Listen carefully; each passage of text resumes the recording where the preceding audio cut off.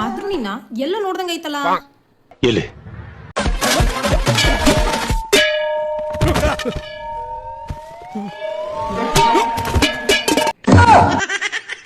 ಎಲ್ಲೂ ಇಲ್ಲ ಬಿಡು, ನನ್ ಭ್ರಮೆ ಅನ್ಸುತ್ತೆ.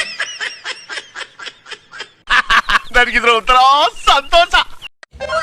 ಅಲ್ಲ, ನನ್ನ ಜೀವನದಾಗ ಏನಾದ್ರೂ ಮಾಡ್ಬೇಕಂತ ಅನ್ಕೊಂಡಿದೀನಿ. ಕೆರ ತಗೊಂಡು ಹೊಡಿತೀನಿ, ಅದನ್ನ 3 ವರ್ಷದಿಂದ ಹೇಳ್ತಾನೆ ಇದೀಯಾ.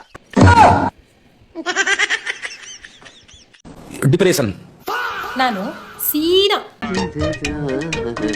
ಉದ್ಧಾರ ಆಗೋ ದಾರಿಲಿ ಹೋಗ್ತಿರ್ತೀನಿ. ನನ್ನ ಫ್ರೆಂಡ್ಸು ಹಾಳಾಗೋ ದಾರಿ ಕರ್ಕೊಂಡು ಹೋಗ್ಬಿಡ್ತಾರೆ.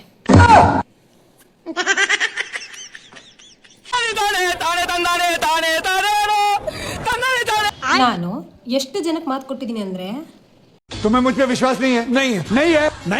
ಯಾರ್ಯಾರಿಗೆ ಏನ್ ಮಾತು ಕೊಟ್ಟಿದ್ದೀನಿ ಅಂತ ಮರ್ತೇ ಹೋಗಿದೆ. ಅಷ್ಟೊಂದು ಮಾತು ಕೊಟ್ಬಿಟ್ಟಿದ್ದೀನಿ.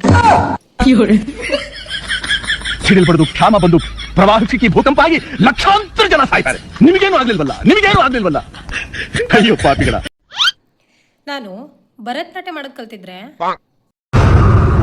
ಇಷ್ಟೊತ್ತಿಗೆ ನಾಗವಲ್ಲಿ ಆಗ್ಬೋದಾಗಿತ್ತು.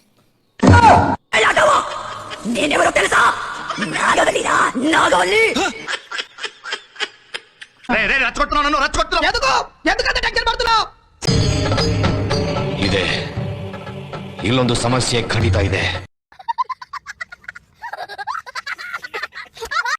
ನನಗೆ ಸಂಬಂಧ ಇದ್ದ ವಿಷಯಕ್ಕೆ ತಲೆ ಹಾಕಲ್ಲ. ಸಂಬಂಧ ಇಲ್ದಿರೋ ವಿಷಯಕ್ಕೆ ತಲೆ ಹಾಕ್ತೇವೆ. ನಮ್ ದೇಶ ರೀ, ನಾವು ಕಟ್ಟಿರೋ ದೇಶ ಇದು. ನನ್ನ ಫೋನಲ್ಲಿರೋ ಮೆಂಬರ್ಸ್ಗಳೆಲ್ಲ ಕಳೆದೋಗ್ಬಿಟ್ಟಾರ ಹಿಂಗೆ ಗೊತ್ತಿಲ್ಲ. ಆಯ್ತು, ಆಮೇಲೆ ಯಾಕಂದ್ರೆ ನನ್ನ ಫ್ರೆಂಡ್ಸು ಕಾಲ್ ಮಾಡ್ತಾ ಇಲ್ಲ, ನಮ್ಮ ಮನೇಲೂ ಫೋನ್ ಮಾಡ್ತಾ ಇಲ್ಲ. ಹಾಗಾಗಿ ಕಳೆದೋಗ್ಬಿಟ್ಟಿದ್ದಾರೆ ಅನ್ಸುತ್ತೆ. ಎಲ್ಲ ಗೊತ್ತಾಗೋಯ್ತು. ದೇವ್ರು ನಿಂಗೆ ಒಳ್ಳೇದ್ ಮಾಡ್ತದ. ಈಗ ನಿಮ್ಗೆ ಯಾರಿಗಾದ್ರೂ ಜಗಳ ಮಾಡ್ಬೇಕು ಅಂತ ಅನ್ಸಿದ್ರೆ ನೀವು ಸ್ವಲ್ಪ ಸಂಬಂಧ ಇಲ್ದಿರೋ ವಿಷಯನ ಇಟ್ಕೊಂಡು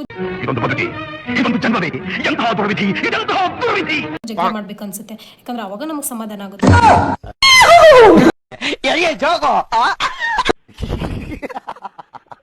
ನೀವು ಸಾಯ್ಬೇಕು ಅಂತ ಅನ್ಕೊಂಡಿದ್ರೆ ಸತ್ತೋಗ್ಬಿಡಿ, ಆದ್ರೆ ಬದುಕಕ್ ಹೋಗ್ಬಿಡಿ.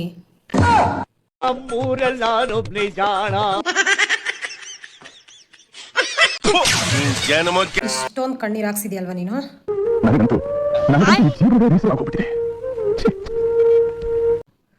ನೋಡ್ಕೊಂತೀನಿ, ಸತ್ತಿಲ್ಲ, ಇನ್ನು ಬದುಕಿದ್ದೀನಿ. ಆಯ್ತು, ಆಮೇಲೆ ಸೇಡ್ ತೀರ್ಸ್ಕೋತೀನಿ. ಯಾಕಂದ್ರೆ ನೀನ್ ಈರುಳ್ಳಿ.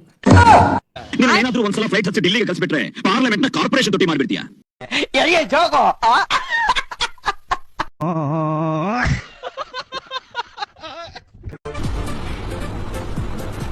ಅಷ್ಟೇ.